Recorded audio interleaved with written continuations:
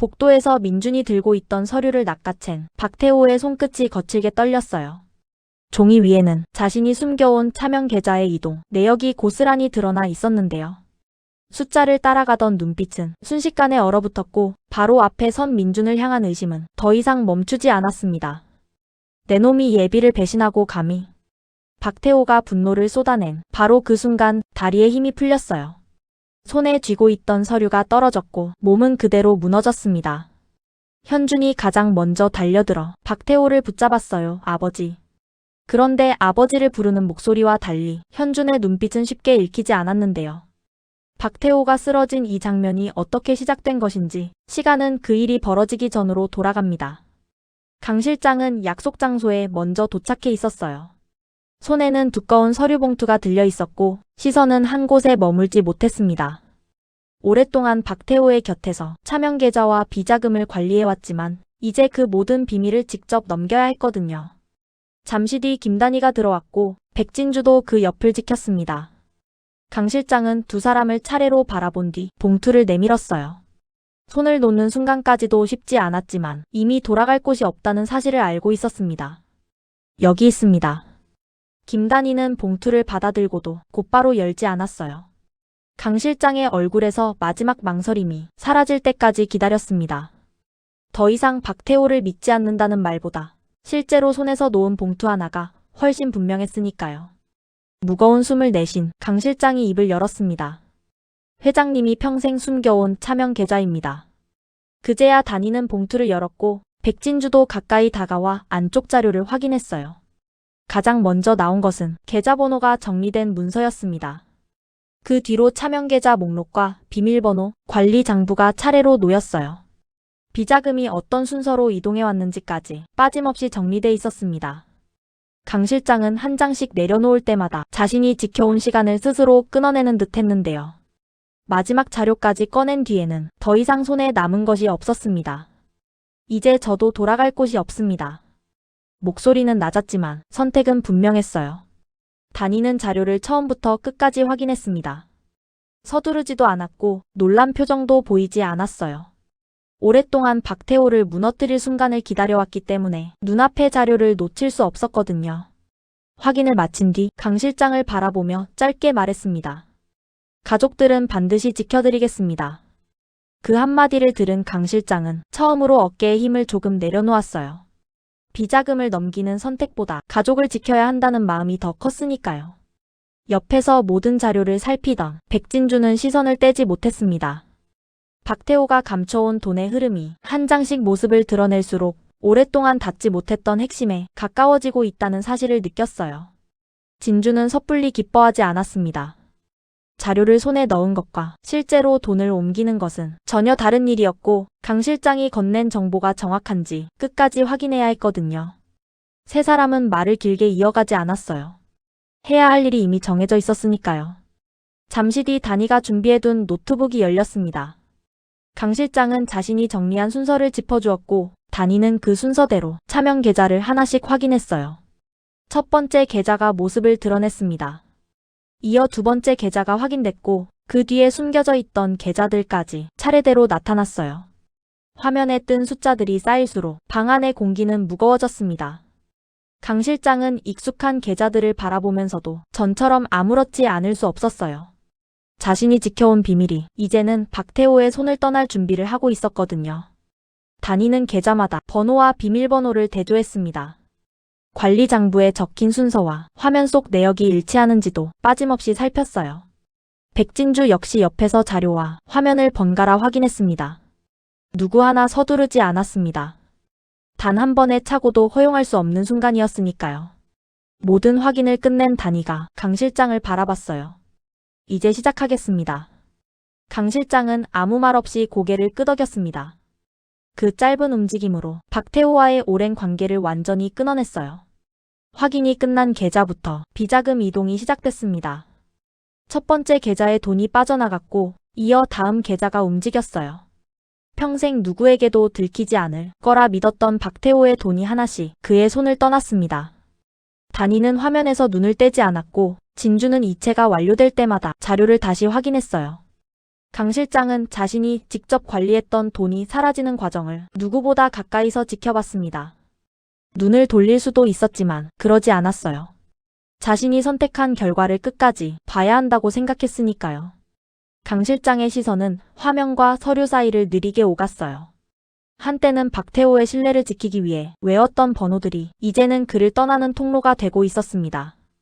익숙했던 숫자 하나하나가 낯설게 느껴졌고 손끝에는 뒤늦은 긴장이 번졌어요. 하지만 멈추지는 않았습니다.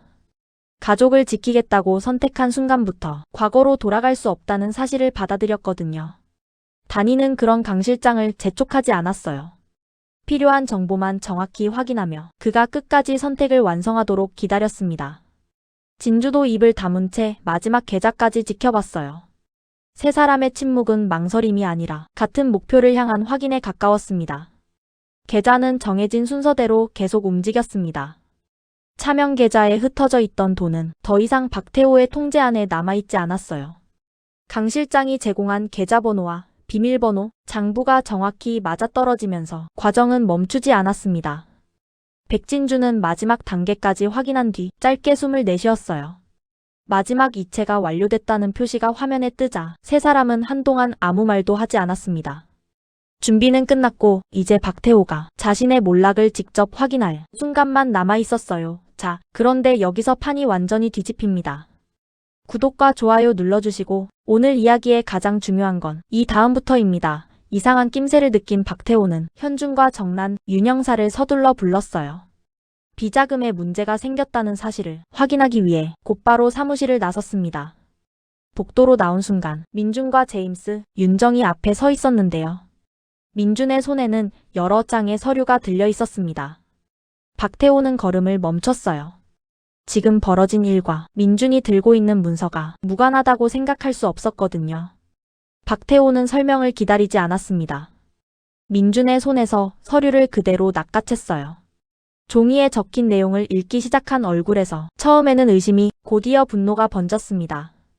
차명 계좌에 돈이 이동했다는 사실을 확인하는 순간 박태호의 머릿속에서는 이미 배신자가 정해졌어요. 최근 자신과 맞섰고 바로 눈앞에 관련 서류를 들고 있던 민준이었습니다. 실제 배우가 김단희와 강 실장이라는 사실은 보이지 않았어요. 지금 박태호에게 보이는 것은 사라진 돈과 앞에 서 있는 아들뿐이었으니까요. 민준은 갑자기 서류를 빼앗긴 채 박태호의 반응을 지켜봤습니다. 제임스와 윤정 역시 쉽게 끼어들지 못했어요. 종이를 내려다보던 박태호의 눈빛은 점점 차가워졌습니다. 돈을 잃었다는 충격보다 가까운 사람에게 배신당했다는 의심이 먼저 치솟았는데요. 그 의심은 사실을 확인할 틈조차 남겨두지 않았습니다. 내 놈이 예비를 배신하고 감히 목소리가 복도를 가르자 민준은 그 자리에 굳어버렸어요. 분노를 쏟아낸 순간 박태호의 다리에서 힘이 빠졌습니다. 손에 쥐고 있던 서류가 아래로 몸은 그대로 중심을 잃었어요. 현준이 가장 먼저 달려와 박태호를 붙잡았습니다. 아버지. 주변의 시선이 한꺼번에 두 사람에게 향했어요.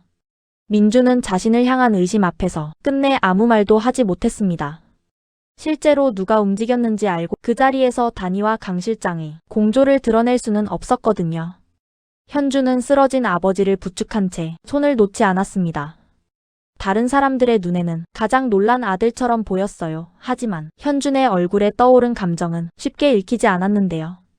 박태호가 무너지는 모습을 바로 앞에서 보면서도 끝내 속내를 드러내지 않았습니다. 이미 아버지를 위해서도 김단희를 위해서도 움직이지 않겠다고 마음을 정했었어요. 자신만의 길을 선택한 뒤였으니까요. 그래서 박태호를 붙잡은 손에는 힘이 들어갔지만 눈빛은 흔들리지 않았습니다.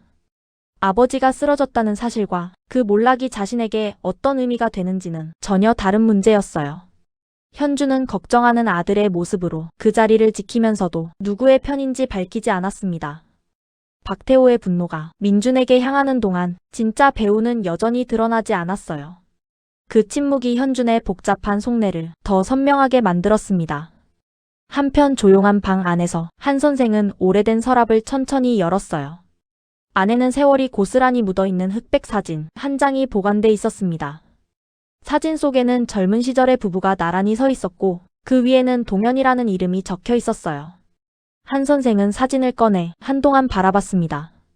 손끝으로 이름을 천천히 쓸어내리는 동안 눈빛에는 분노보다 오래된 그리움이 먼저 스쳤어요.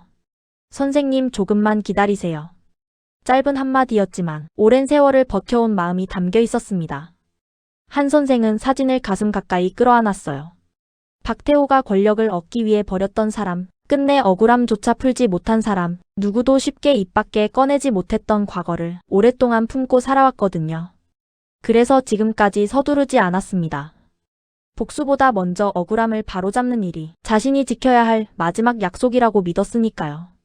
사진을 다시 바라본 한 선생이 조용히 입을 열었어요.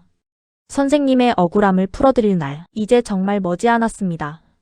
말을 마친 뒤 사진을 조심스럽게 접어 품에 넣었습니다. 사진을 품에 넣은 뒤에도 한 선생은 한동안 움직이지 않았어요. 이름을 바라보며 견뎌온 세월이 너무 길었기 때문입니다. 분노만으로 버틴 시간이 아니었어요. 억울함이 사라지지 않도록 그 기억을 놓치지 않기 위해 기다려왔습니다. 이제 그 기다림의 끝이 가까워졌다는 판단만이 한 선생의 표정을 단단하게 붙잡고 있었어요. 그 마지막 약속만큼은 놓지 않았어요. 그동안 누구도 주목하지 않았던 한 선생이 30년 전 사건의 마지막 증인이자 진실을 알고 있는 인물이라는 사실이 조금씩 모습을 드러냈어요. 그리고 오랫동안 감춰져 있던 그 진실은 이제 박태호를 향해 천천히 다가가고 있었습니다.